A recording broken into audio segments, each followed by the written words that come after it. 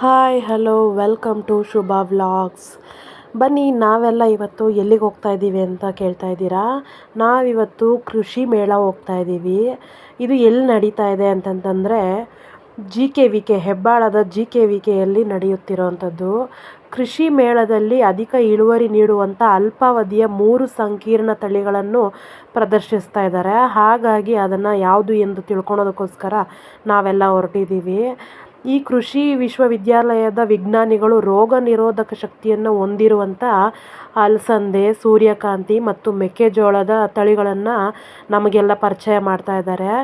ಬನ್ನಿ ನೋಡೋಣ ಹೇಗಿದೆ ಏನು ಅಂತಂತಂದ್ಬಿಟ್ಟು ಅದ್ರ ಬಗ್ಗೆ ತಿಳ್ಕೊಳ್ಳೋಣ. ಮತ್ತು ಇನ್ನು ಏನೇನು ಇಟ್ಟಿದ್ದಾರೆ ಅಂತಂತಂದ್ಬಿಟ್ಟು ಕೂಡ ತೋರಿಸ್ಕೊಡ್ತೀನಿ. ಬನ್ನಿ, ನೋಡ್ತಾ ಇರ್ಬೋದು ಸೂರ್ಯಕಾಂತಿ ಹೂವು ಎಷ್ಟು ಚೆನ್ನಾಗಿದೆ ಅಂತಂತಂದ್ಬಿಟ್ಟು. ಇದಕ್ಕೆ ಯಾವುದೇ ಕೆಮಿಕಲನ್ನು ಕೂಡ ಬಳಸೋದಿಲ್ಲ. ಹಾಗಾಗಿ ತುಂಬಾ ಆರೋಗ್ಯವಾಗಿರುವಂಥ ಸೂರ್ಯಕಾಂತಿ ಬೀಜಗಳು ಕೂಡ ಸಿಗುತ್ತೆ ನಮಗೆ. ನೋಡಿ, ರಾಗಿ ಹೊಲ ಎಷ್ಟು ಚೆನ್ನಾಗಾಗಿದೆ. ಎಲ್ಲ ಆರ್ಗಾನಿಕ್ ಗೊಬ್ಬರಗಳನ್ನು ಮಾತ್ರ ಬಳಸಿ ಬೆಳೆಸಿರೋ ಅಂಥದ್ದು. ತುಂಬಾ ಚೆನ್ನಾಗಿದೆ. ಸುತ್ತೂ ಹಸಿರು, ಎಲ್ಲಿ ನೋಡಿದರೂ ಕೂಡ ಹಸಿರು. ನೋಡ್ತಾ ಇದ್ದರೆ ಕಣ್ತುಂಬಿ ಬರುತ್ತೆ. ಹಾಗೇನೇ ಅಷ್ಟು ಚೆನ್ನಾಗಿದೆ. ಹಾಗೆ ಇಲ್ಲಿ ರಾಸಾಯನಿಕ ಗೊಬ್ಬರಗಳನ್ನು ಕೂಡ ಅವರೇ ಇದು ಮಾಡ್ತಾರೆ. ಅದು ಯಾವ್ಯಾವುದು ಅಂದರೆ ಕೋಳಿ ಗೊಬ್ಬರ, ಮೇಕೆ ಗೊಬ್ಬರ, ಹಾಗೆ ಹಸುವಿನ ಗೊಬ್ಬರ, ಹೀಗೆ ಪ್ರತಿಯೊಂದೂ ಕೂಡ. ಎಂಟ್ರೆನ್ಸ್ಗೆ ನಾವು ರೀಚ್ ಆದ್ವಿ ಫೈನಲಿ. ನೋಡ್ತಾ ಇರ್ಬೋದು ಕೃಷಿ ಮೇಳ 2024 ಎಷ್ಟು ಜನ ಇದ್ದಾರೆ ಅಂತಂತಂದರೆ ನೋಡ್ಬೋದು ನೀವೇನೇ. ಇದು ಕೃಷಿ ಮೇಳ ಅಲ್ಲ, ಜನಗರ ಮೇಳ ಅಂತಲೇ ಹೇಳ್ಬೋದು. ನೋಡಿ, ಎಲ್ಲೂ ನೋಡಿದ್ರೂ ತುಂಬ ಜನ. ಹಾಗೆ ಮಣ್ಣಿನ ವಿಧವಾದ ಪಾತ್ರೆಗಳನ್ನು ಕೂಡ ಮಾರ್ತಾ ಇದ್ದಾರೆ. ವಿವಿಧ ರೀತಿಯ ಕೋಳಿಗಳನ್ನು ಕೂಡ ನಮಗೆ ತೋರಿಸ್ತಾ ಇದ್ದಾರೆ. ಇದು ಯಾವುದೋ ಕಾವೇರಿ ಅಂತೆ, ಹಾಗೆ ಕಳಿಂಗ ಬ್ರೌನು, RIR, ತಿರುಗಿ ಯಾವುದೋ ಆಸೆಲ್ ಕ್ರಾಸ್ ಅಂತೆ. ತುಂಬಾ ತಳಿಗಳನ್ನು ತೋರಿಸ್ಕೊಡ್ತಿದ್ದಾರೆ. ಯಾರಾದರೂ ಹೊಸ ಕೋಳಿ ಫಾರ್ಮ್ನ ಓಪನ್ ಮಾಡ್ತಾಯಿದ್ದಾರೆ ಅವ್ರಿಗೆ ಹೇಗೆ ಇದನ್ನು ಇದು ಮಾಡಬೇಕು ಅಂತಂದ್ಬಿಟ್ಟು ಕೂಡ ತೋರಿಸ್ಕೊಡ್ತಾರೆ. ಹಾಗೆ ಅದರ ಮೊಟ್ಟೆಗಳನ್ನು ಕೂಡ ಕೊಡ್ತಾರೆ, ಬೇಕು ಅಂದರೆ ಮಾರಾಟಕ್ಕೆ ಇಟ್ಟಿದ್ದಾರೆ. ತುಂಬಾ ಚೆನ್ನಾಗಿತ್ತು. ನಾವು ಕೂಡ ಕೆಲವೊಂದು ಕೋಳಿಗಳ ಬಗ್ಗೆ ತಿಳ್ಕೊಂಡ್ವಿ. ನಮ್ಮ ಫಾರ್ಮ್ಗೆ ಬೇಕಾಗಿರೋಂಥ ಕೋಳಿಗಳನ್ನು ಕೂಡ ನಾವು ತಗೊಂಡ್ವಿ. ಇದು ಕಲ್ಲರ್ ಗಿರಿರಾಜ ಕೋಳಿ ಅಂತೆ. ಕಲ್ಲರ್ ಗಿರಿರಾಜ ಕೋಳಿ ನೀವೆಲ್ಲಾದರೂ ನೋಡಿದ್ದೀರಾ? ನಾನಂತೂ ಇವತ್ತು ನೋಡಿದೆ ಈ GKVKನಲ್ಲಿ. ತುಂಬಾ ಚೆನ್ನಾಗಿತ್ತು. ಹಾಗೆ ತುಂಬ ಥರದ ಮೀನುಗಳನ್ನು ಕೂಡ ಇಟ್ಟಿದ್ದಾರೆ. ಮೀನುಗಳನ್ನು ಕೂಡ ನೋಡಿದೆ, ಎಷ್ಟು ಚೆನ್ನಾಗಿದೆ ಅಂದರೆ ಕಲರ್ಫುಲ್ಲಾಗಿದೆ. ನೋಡಿ ನೀವೇ.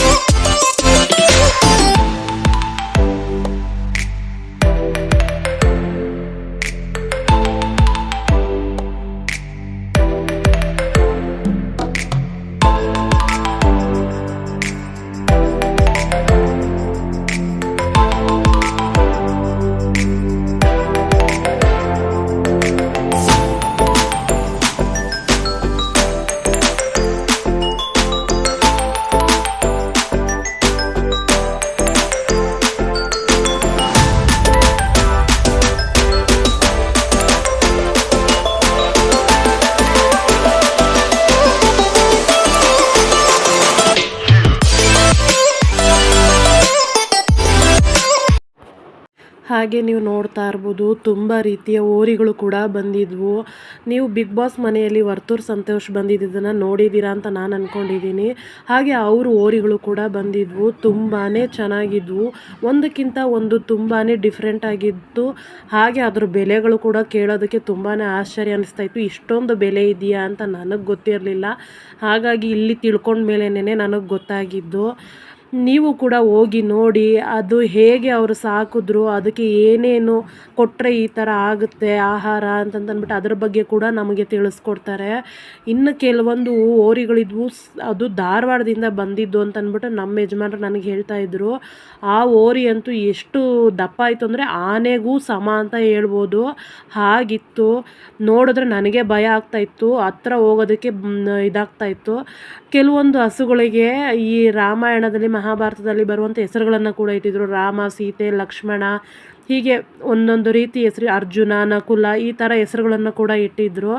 ತುಂಬಾ ಚೆನ್ನಾಗಿದೆ. ಎಷ್ಟು ಚೆನ್ನಾಗಿದೆ ಅಂದರೆ ನಾವು ಕೂಡ ತೊಗೊಳ್ಳೋಣ ಅಂತಂದ್ಬಿಟ್ಟು ಯೋಚನೆ ಬಂದು ನಾವು ಕೂಡ ಅದರ ರೇಟ್ನೆಲ್ಲ ವಿಚಾರಿಸಿದ್ವಿ. ನಮಗೆ ಆದರೆ ತುಂಬಾ ರೇಟ್ ಅನ್ನಿಸ್ತು. ನೋಡ್ತಾ ಇದ್ದೀರಲ್ವ ನೀವೇ, ಒಂದೊಂದು 1.5 ಲಕ್ಷ, ಹಾಗೆ 2 ಲಕ್ಷ ಅಂತ ಕೂಡ ಹೇಳ್ತಾ ಇದ್ದಾರೆ. ಅಷ್ಟು ದುಡ್ಡು ಕೊಟ್ಟು ನಾವು ಇನ್ವೆಸ್ಟ್ ಮಾಡೋದಕ್ಕಾಗಲ್ಲ ಈಗ ಸದ್ಯದ ಇದರಲ್ಲಿ ಅಂತಂದ್ಬಿಟ್ಟು ಬೇಡ ಅಂದ್ವಿ. ನೋಡ್ತಾ ಇದ್ದೀರಲ್ವ, ನಮಗೆ ಬೇಕು ಅಂದರೆ ಅಲ್ಲೇ ಅವರೇ ಸ್ವಂತವಾಗಿ ಗಾಣದ ಎಣ್ಣೆ ಕೂಡ ತೆಕ್ಕೊಡ್ತಾ ಇದ್ದಾರೆ ನಮ್ಮ ಮುಂದೆನೇ ಕೂಡ. ಕೆಲವು ಹುಡುಗರು ಕೂಡ ಅಲ್ಲಿ ಕೂತ್ಕೊಂಡು, ಅದಕ್ಕೆ ವೆಯ್ಟ್ ಆಗಬೇಕಲ್ವ ಅದು ಮುಂದೆ ಮೂವ್ ಆಗೋದಕ್ಕೆ, ಹಾಗಾಗಿ ಅಲ್ಲಿ ಕೂತ್ಕೊಂಡಿದ್ದಾರೆ. ಎಣ್ಣೆ ಎಷ್ಟು ಪ್ಯೂರಿಟಿ ಆಗಿರುತ್ತೆ ಅಂತಂದ್ಬಿಟ್ಟು ಈ ಥರ ತೆಗಿಯೋದ್ರಿಂದ ಅಂದ್ಬಿಟ್ಟು ಎಲ್ಲರಿಗೂ ತಿಳಿಸಿ ಅದರ ಬಗ್ಗೆ ಹೇಳ್ತಾ ಇದ್ದಾರೆ. ನಾವು ಕೂಡ ಅದನ್ನು ನೋಡಿ ತಿಳ್ಕೊಂಡ್ವಿ. ಹಾಗೆ ಇನ್ನು ಕೆಲವೊಂದು ಎತ್ತುಗಳು, ಹಸುಗಳು ಇದ್ವು, ಹಾಗೆ ನೋಡಿಕೊಂಡು ಅದನ್ನು ಮುಂದೆ ಹೋಗೋಣ ಅಂತಂದ್ಬಿಟ್ಟು ಮುಂದೆ ಹೊರಟ್ವಿ. ಇದನ್ನೇ ನಾನು ಹೇಳಿದ್ದು, ಇದು ಧಾರವಾಡದ ಎಮ್ಮೆ ಅಂತೆ. ನಾನು ಇದನ್ನು ಆನೆ ಅಂತಲೇ ಅಂದ್ಕೊಂಡೆ, ಆನೆ ಬಂದಿದೆ ಅಂತಂತಂದ್ಬಿಟ್ಟು. ಹಾಗೆ ಆರ್ಗಾನಿಕ್ ತುಪ್ಪ, ಬೆಲ್ಲ ಎಲ್ಲ ಹೇಗೆ ಮಾಡೋದು, ಇದನ್ನು ನಾವು ಸ್ವಂತ ತಯಾರಿಸಿದ್ದೀವಿ ಅಂತಂದ್ಬಿಟ್ಟು ಅದನ್ನು ಮಾರಾಟಕ್ಕೂ ಕೂಡ ಇಟ್ಟಿದ್ದರು. ನೀವು ಹೋಗಿ ನೋಡಿ, ತುಂಬಾ ಚೆನ್ನಾಗಿದೆ, ತೊಗೊಬೋದು. ಏನೇ ಅದರಲ್ಲಿ ಕಲಬೆರಕೆ ಇಲ್ಲ. ಮಕ್ಕಳು ಕೊಡೋದು ಕೂಡ ತುಂಬಾ ಸೂಕ್ತ ಅಂತಲೇ ಹೇಳ್ಬೋದು. ಹಾಗೆ ಹೊಸ್ದಾಗಿ ಯಾರಾದರೂ ಕೋಳಿ ಫಾರ್ಮನ್ನು ಶುರು ಮಾಡೋರಿದ್ದರೆ ಅವ್ರಿಗೂ ಕೂಡ ಹೆಲ್ಪ್ ಆಗೋ ಹಾಗೆ ಕೋಳಿ ಫಾರ್ಮ್ಗೆ ಏನೇನು ಇಡಬೇಕು, ಏನೇನು ಮೆಟೀರಿಯಲ್ ಇರಬೇಕು, ಹಾಗೆ ಅವಕ್ಕೆ ಏನು ಮೇವನ್ನು ಕೊಡಬೇಕು ಅಂತಂದ್ಬಿಟ್ಟು, ಹಸುಗಳಿಗೆ ಹಾಲು ಹೆಚ್ಚಾಗೋದಕ್ಕೆ ಏನನ್ನು ಕೊಡಬೇಕು ಅಂತಂದ್ಬಿಟ್ಟು ಪ್ರತಿಯೊಂದು ಮಾಹಿತಿನೂ ಕೂಡ ಇಟ್ಟಿದ್ದರು. ಹಾಗೆ ನೀರಿಗೆ ಮೋಟ್ರು ಯಾವ ಥರ ಫಿಕ್ಸ್ ಮಾಡೋದು, ಆ ಮೋಟ್ರಿಂದ ಎಷ್ಟು ಉಪಯೋಗ ಇದೆ ಅಂತಲೂ ಕೂಡ ತಿಳಿಸ್ಕೊಡ್ತಾ ಇದ್ದಾರೆ. ರೈತರಿಗಂತೂ ಇದು ಬೆಸ್ಟ್ ಆಪ್ಷನ್ಸ್ ಅಂತಲೇ ಹೇಳ್ಬೋದು.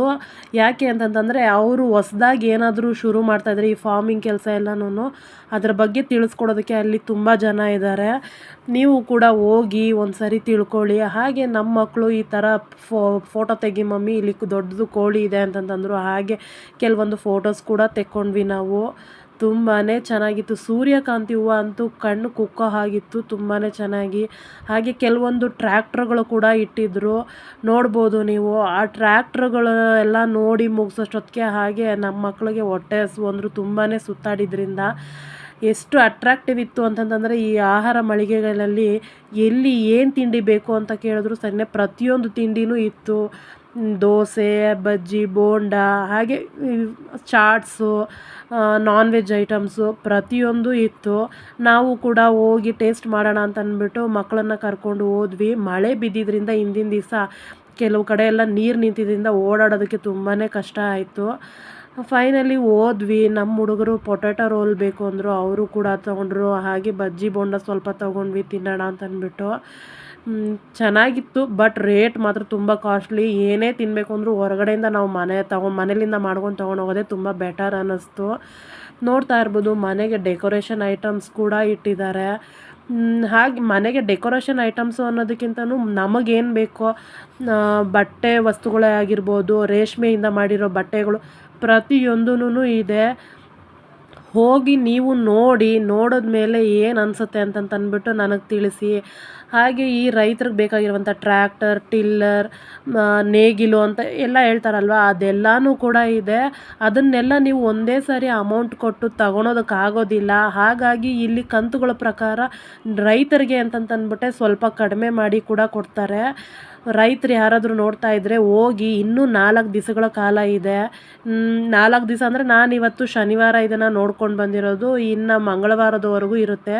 ಹೋಗ್ಬಿಟ್ಟು ನೀವು ಕೂಡ ನೋಡಿ, ಯಾವುದಾದ್ರೂ ಇಷ್ಟ ಆದರೆ ಮಾತಾಡಿ ತಗೊಳ್ಳಿ, ತುಂಬಾ ಚೆನ್ನಾಗಿದೆ. ಹಾಗೆ ರೈತರಿಗೆ ಕಡಿಮೆ ವೆಚ್ಚದಲ್ಲಿ ಅಧಿಕ ಇಳುವರಿ ಬರುವಂಥ ಅಲ್ಪಾವಧಿಯಲ್ಲಿ 3 ಸಂಕೀರ್ಣ ತಳಿಗಳನ್ನು ಕೂಡ ಕಂಡುಹಿಡ್ದಿರೋದು.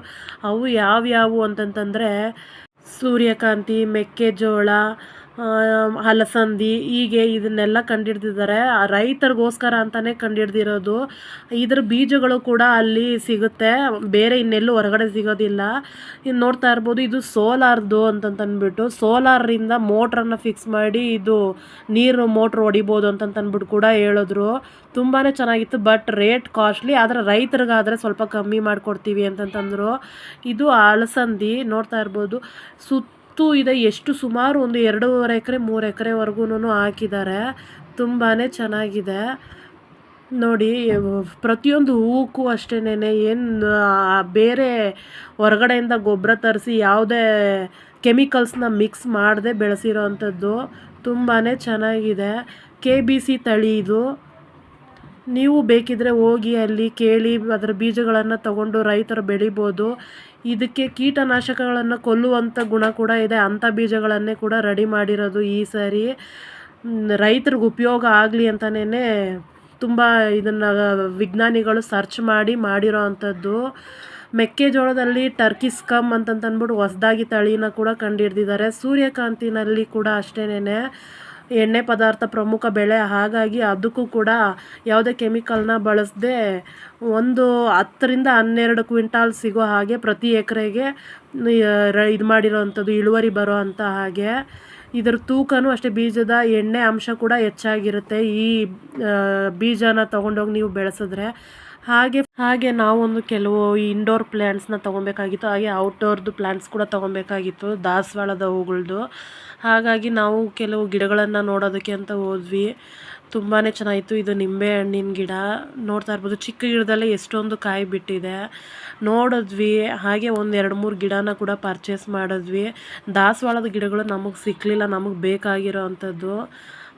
ಬೇಡ ಅಂತಂತಂದ್ಬಿಟ್ಟು ಡಿಸೈಡ್ ಮಾಡಿ. ನೋಡ್ತಾ ಇರ್ಬೋದು ಎಷ್ಟು ಕಲರ್ಫುಲ್ಲಾಗಿದೆ ಅಂತಂತಂದರೆ, ನಾವಂತೂ ಫುಲ್ ಎಂಜಾಯ್ ಮಾಡಿದ್ವಿ. ನೀವು ಹೋಗಿ ನೋಡಿ ಎಂಜಾಯ್ ಮಾಡಿ. ಹಾಗೆ ಇದನ್ನು ಮುಖ್ಯವಾಗಿ ಮಕ್ಕಳಿಗೆ ತೋರಿಸ್ಬೇಕಾಗಿರೋವಂಥ ಪ್ಲೇಸ್ ಅಂತಲೇ ಹೇಳ್ಬೋದು. ನೀವು ಹೋಗಬೇಕು ಅಂತಂದರೆ ಮಧ್ಯಾಹ್ನದಿಂದ 2 ಗಂಟೆ ಮೇಲೆ ಹೋದರೆ ಸ್ವಲ್ಪ ಜನ ಕಮ್ಮಿ ಇರ್ತಾರೆ, ಬೆಳಗ್ಗೆನೇ ಹೋದರೆ ತುಂಬಾ ಜನ ಇರ್ತಾರೆ. ಹಾಗಾಗಿ ಮಕ್ಕಳನ್ನ ಕರ್ಕೊಂಡು ಹೋಗೋದಕ್ಕೆ ಆಗೋದಿಲ್ಲ ಬೆಳಗ್ಗೆನೇ ಹೋದರೆ.